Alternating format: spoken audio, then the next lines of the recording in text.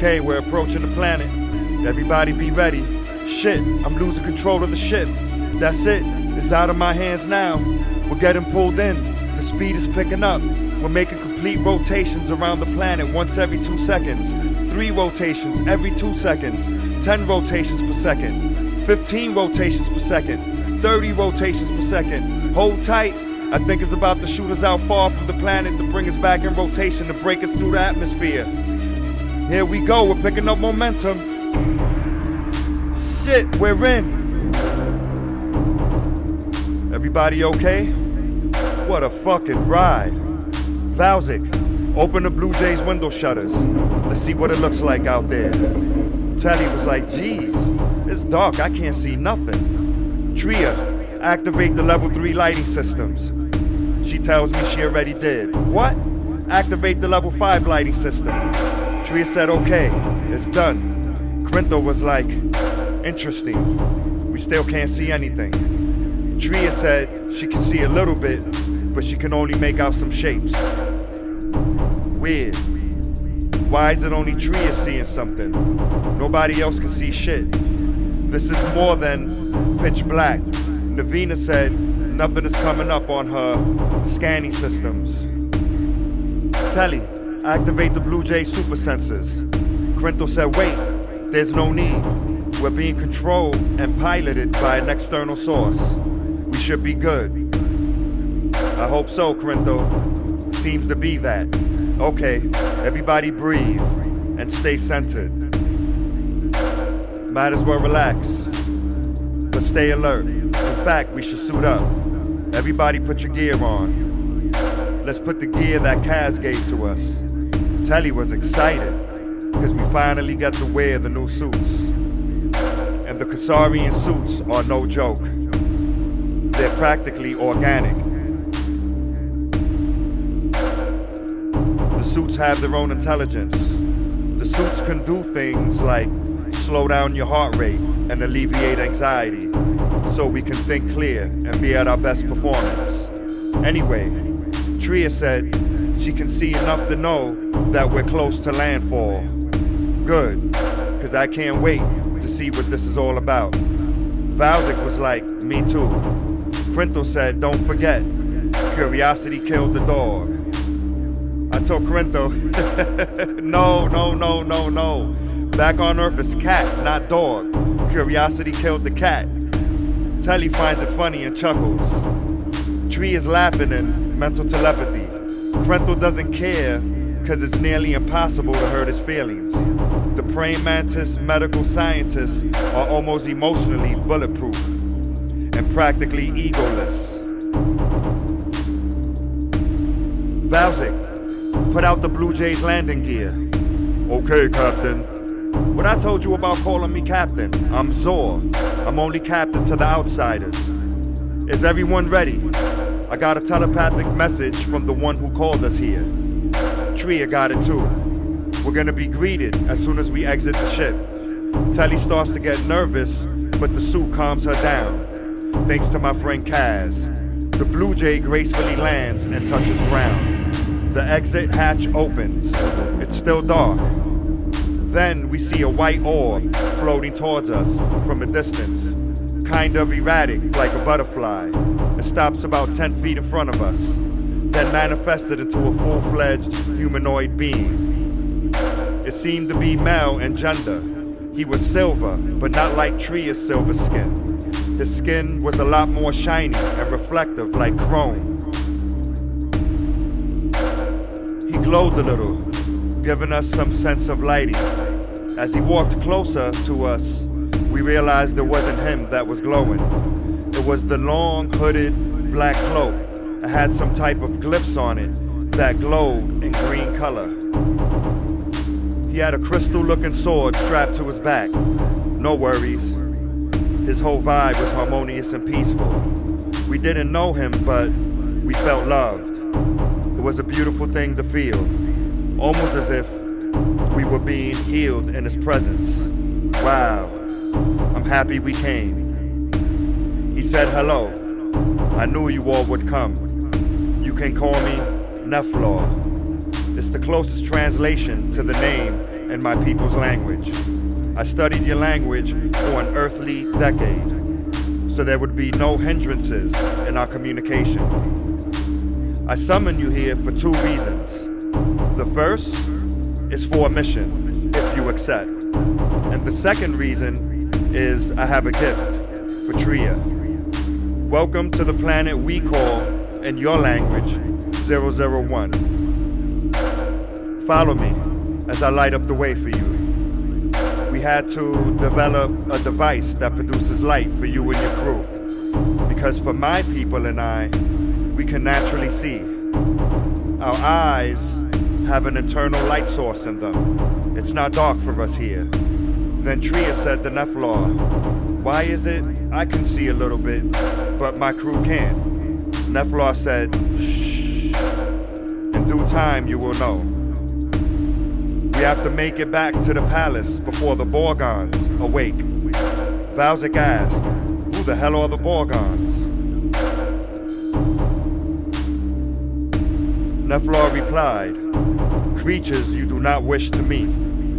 Valzik was like, yeah, I guess the Borgons do not know my kind. On my planet, we live for battle. Nephilar said, well, you're not on your planet. You're on planet 001 right now. Follow my lead or you die. Telly told Valzik to shut up and zip those fearless lips. So we approach the palace and Nephilar lights it up before we enter, so we can see it in all its splendor. The palace is like a sparkling metallic blue. It's spherical, kind of like a bubble city. Yeah, it was that big. The palace is about the size of New York City. We entered. Inside, we couldn't feel no heat nor cold. The interior walls looked like a flat teal color. Everything was seamless. We can hear a low buzzing sound, like it was energized. Nephilar told us to have a seat. Navina looked around and said, what seat? There's no chairs. Nephilar replied, just sit and they will appear. The palace harmonizes with your intention and will manifest accordingly. The palace is alive. So we all sat down and spoke for a long while. We learned about the planet and the people. We met Nephilar's wife, and then he explained to us the mission, which was simple. Go to the planet Ei and retrieve 5 Zotan seeds and bring it back to us. Telly asked, why? Nephilar said, because as I told you before, our palace and city structures are alive. But they do have a lifespan, and they are dying. We grew them about 2,000 years ago, and 5 Zotan seeds is enough to provide us with shelter for a few more thousand years. We accepted the mission because that's what we do. Our nomadic ways nurture us. Then he said, Tria, come, let's speak privately. She looked at all of us, then went to speak with Nephilar. He asked Tria, do you know who your mother is? She said no. I've never met her or heard anything about her. Nephilar said, I know. That's why I called you here to my planet. You have a lineage here. It's where your mother is from. Tria started to cry. Nephilar wiped her tears and said, your mother was killed by a Borgon many years ago. Your father is not one of us. Your mother's death broke his heart, so he brought you to his home planet when you were just a child, in fear that a Borgon may kill you one day as well. Tria, you're looking pale, and your eyes are severely dimmed, which brings me to the gift I have for you. He handed her a small rectangular mechanism about the size of a lighter. It looked bronze with a flip-up cap, similar to a Flint Zippo lighter. She said, "What's this?" He said, "It's your replenishment. Your skin is supposed to look like mine, shiny, and your eyes are supposed to glow with a bright white light. This is how you see the unseen. And you're weak. This will make you much stronger. Just flip the cap up and drink one small drop. That one drop of liquid comes from a Borgon's tears, and it will replenish you for about 10 years. There's about 400 years worth in that small mechanism. You will age slower. Our lifespan here on planet 001 is roughly 1,000 years. You're a half-breed, so yours is about 500 years. Tria gets emotional and hugs Nephilar and telepathically tells him, "Thank you. Now, my crew and I must go on our mission to retrieve the 5 Zotan seeds." So we head back to the ship with Nephilar guiding us. We arrive at the Blue Jay, but before we enter, Tria takes a sip from the Borgon's tears. Her skin goes from dull silver to a shiny chrome, and her eyes begin to glow. She can now see exactly what the planet looks like. She's speechless.